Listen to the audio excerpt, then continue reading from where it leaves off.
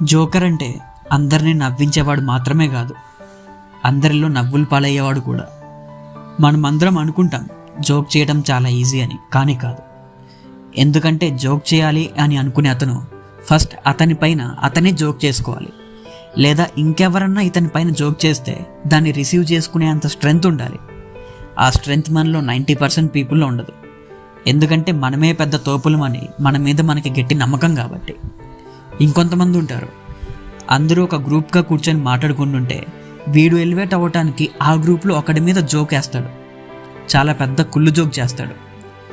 ఆ టైంకి అందరు నవ్వుకున్న తర్వాత అందరూ అనుకుంటారు, వీడు ఇలా చేసాడేంటి, మన మీద కూడా ఇలా చేస్తాడేమో అని డౌట్ వచ్చి అందరూ వీడిని దూరం పెడతారు.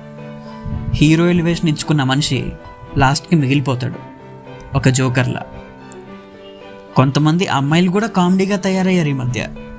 లైఫ్లో ఫోకస్డ్గా ఎవరున్నారు అని చూడకుండా నన్ను ఎవరు బాగా ఎంటర్టైన్ చేస్తారు, నాకు టైంపాస్ ఎవరిస్తారు బాగా అన్న వాళ్ళని చూసుకుంటున్నారు.